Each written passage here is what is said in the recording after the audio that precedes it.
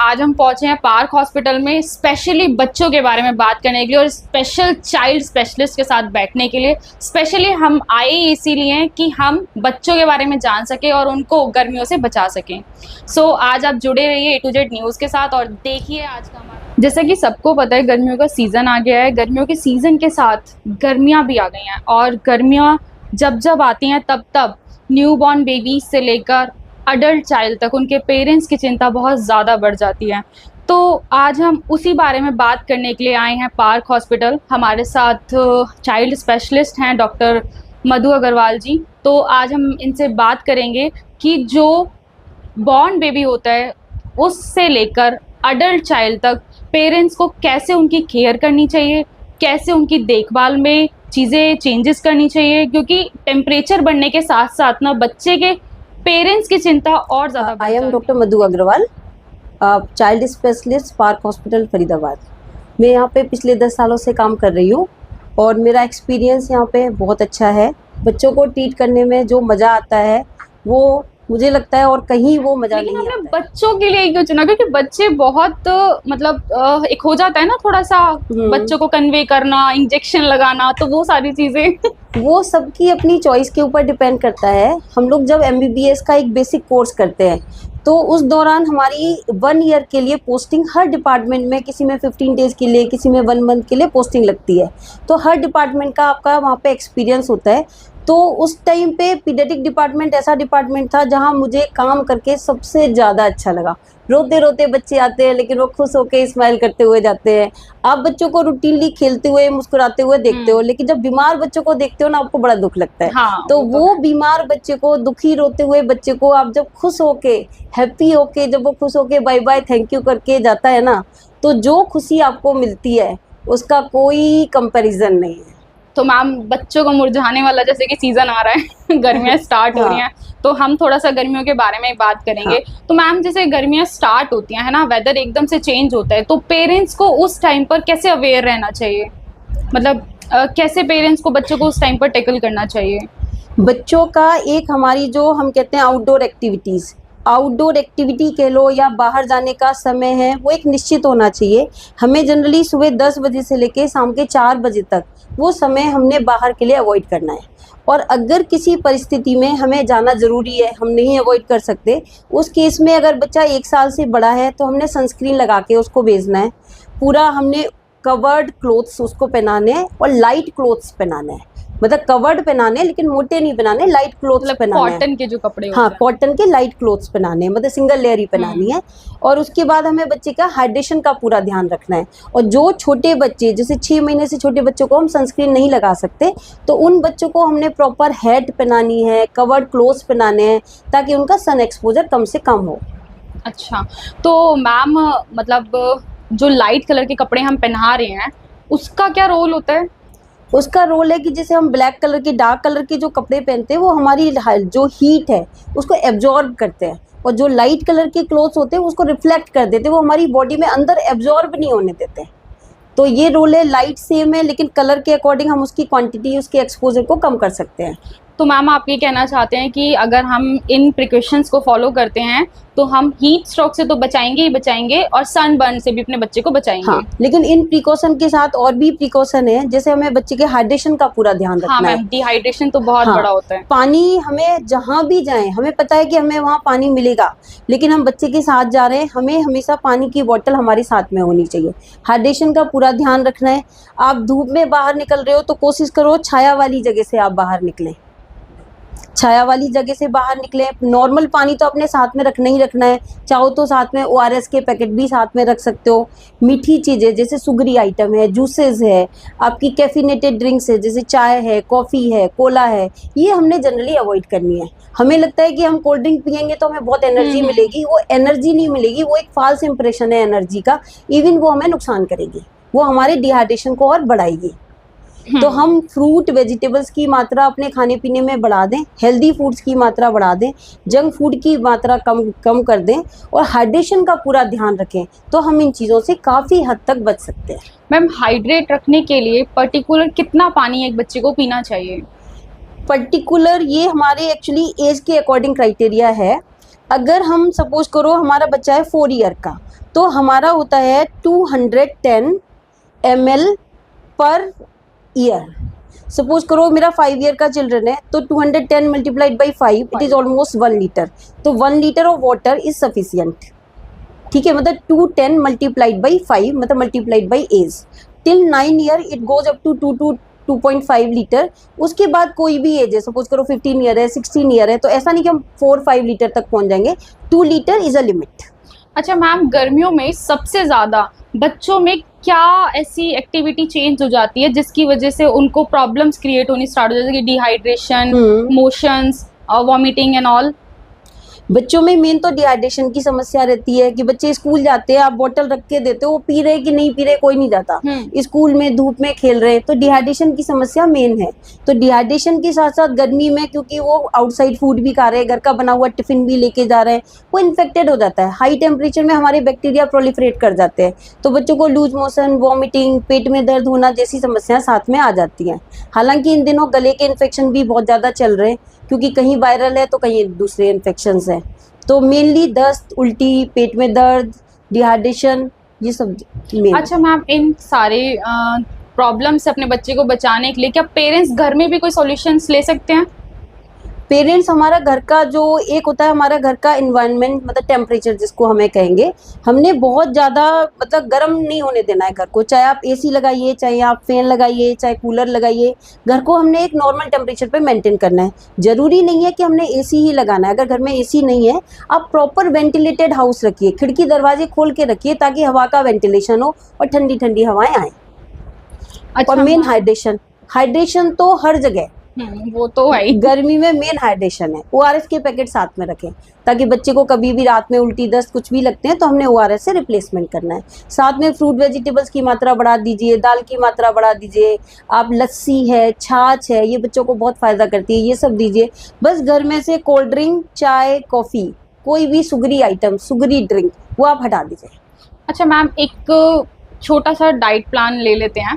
जैसे हम एग्जाम्पल ले लेते हैं, 5-6 साल का बच्चा है तो उसको स्कूल जाना होता है, पूरे दिन डिहाइड्रेशन वाली एक्टिविटीज़ होती हैं बाहर, आउटडोर इंडोर।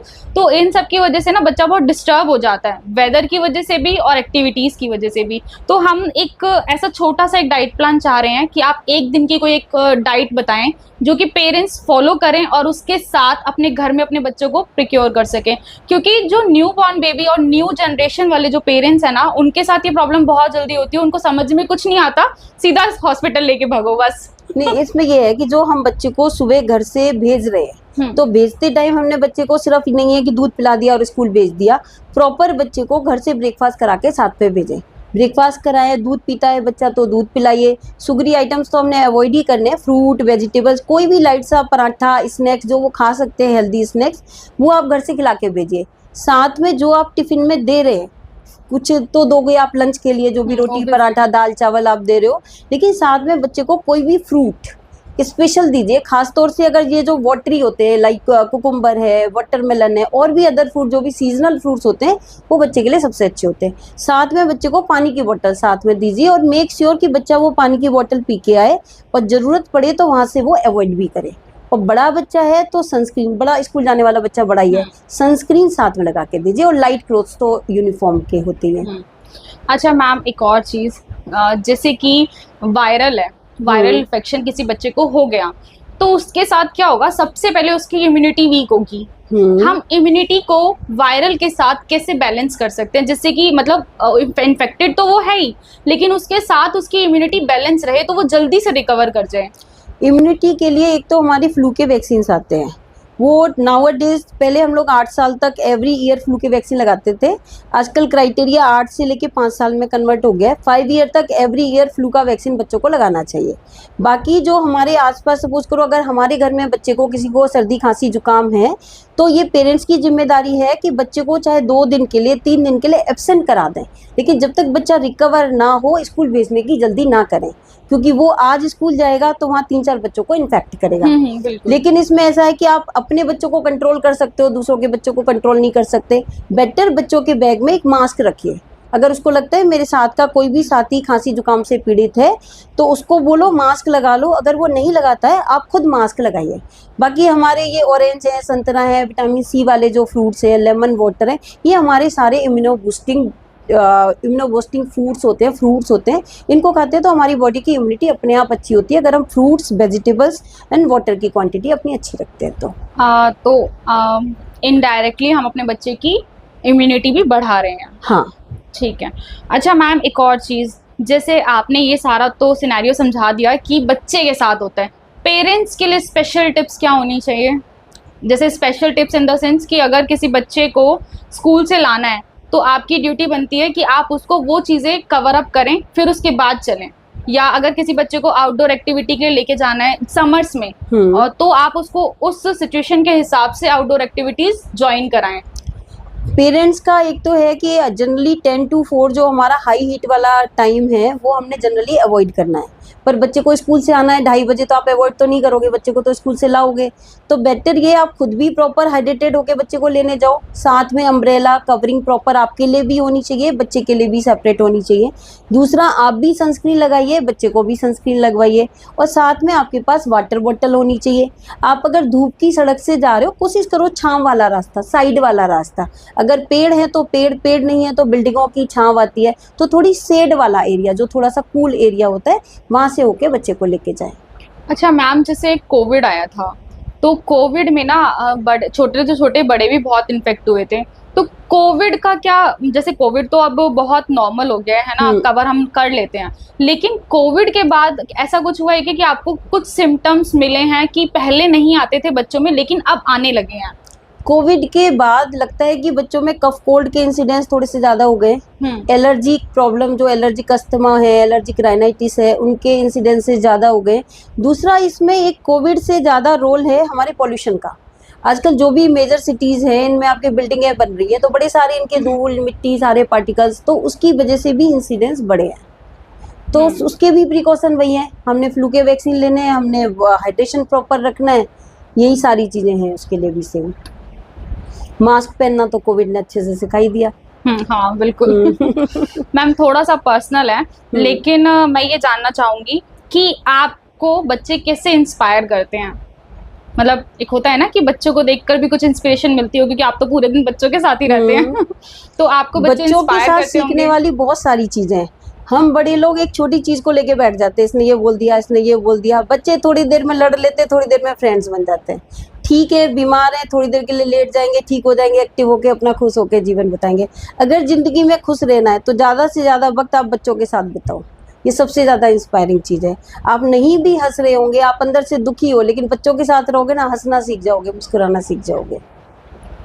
ठीक है, तो मैम आप डेफिनेटली ये कहना चाहते हैं कि अगर बच्चों को हाइड्रेट रखना है तो पेरेंट्स को अवेयर होना पड़ेगा, और बच्चों की क्योर से पहले पेरेंट्स को उनके क्योर पे ध्यान देना पड़ेगा। Hospital is not a firstly solution, solution is your home. Right. साथ में बच्चे को बता के रखिए कि अगर बच्चे को रास्ते में चलते हुए या स्कूल में थकावट फील हो रही है, ऐसे लग रहा है कि मैं बहुत थक गया हूँ, वीक हो गया, क्रैम्प्स आ रहे हैं, कोई भी उनको लग रहा है कि मुझे कोई भी चीज़ में अनइजीनेस हो रही है, तो ऐसा नहीं कि खेल रहे हैं तो टीचर डांटेगी तो खेलते रहें। आपको अनइजीनेस फील हो रहा है, आप प्रॉपर टीचर को बिठाइए, आप रेस्ट करिए, उस चीज़ को एक्सेजरेट नहीं करना है। टीचर को बताइए, घर में आगे पेरेंट्स को भी बताइए, ताकि आपका जो प्रॉब्लम है उसका सॉल्यूशन आगे के लिए भी निकाला जाए। सो यंग पेरेंट्स, ये एक छोटा सा इंट्रोडक्शन था हमारा डॉक्टर मधु अग्रवाल जी के साथ, जो कि चाइल्ड स्पेशलिस्ट हैं, और सबसे बड़ा मोटिव हमारा यही था कि आप लोग एजुकेट हों। अगर आप लोग एजुकेट होंगे तो मैम की हेल्प आपको बाद में लेनी होगी और आपका घर, आपकी हेल्प सबसे पहले होगी। सो मैम, लास्ट क्वेश्चन है कि ऐसी कौन सी सिचुएशन क्रिएट हो जाती हैं जिसमें बच्चों को हॉस्पिटल ले जाना नेसेसरी हो जाते हैं? छोटे बच्चों को जब भी दस्त होते हैं, हम बड़े लोग तो दस्तों से बहुत जल्दी रिकवर हो जाते हैं, लेकिन छोटे बच्चों को दस्त हो जाते हैं तो उनका बॉडी का जो एरिया है, जो बॉडी का साइज़ है, वो अपने आप में बहुत ही छोटा साइज़ है, तो उनके लिए थोड़े से दस्त भी बहुत बड़ा रूप ले सकते हैं। तो कोशिश करें कि पहले तो बच्चे को दस्ती ना हो, हम साफ़ सफाई का प्रॉपर ध्यान रखें। अगर किसी कारण से बच्चे को दस्त हुए हैं ORS as a emergency drug हमारे घर में हमेशा होनी चाहिए। जैसे हम बुखार का सिरप रखते हैं वैसे ORS के पैकेट हमारे पास होने चाहिए। जैसे ही बच्चे को उल्टी दस्त जैसी समस्या होती है, हमने तुरंत घर में ORS का पैकेट बच्चे को पिलाना शुरू कर देना है। ORS पिलाते हुए भी बच्चे के दस्त अगर कंट्रोल नहीं हो रहे, बच्चा सुस्त हो रहा है, चिड़चिड़ा हो रहा है, खाना पीना नहीं खा रहा है, बच्चा पेशाब कम कर रहा है, मेन चीज़ है पेशाब कम कर रहा है, तो छोटे बच्चों में रिस्क ना लें। तुरंत एक क्वालिफाइड बच्चों के डॉक्टर, जिन्हें हम चाइल्ड स्पेशलिस्ट भी बोलते हैं, वहाँ लेके प्रॉपर अस्पताल में जाएं और इलाज करवाएं। अब चाहो तो हमारे पास भी आ सकते हो। मैम अब तो आपने इतना सब कुछ बताया, आपके पास ही आना बनता है।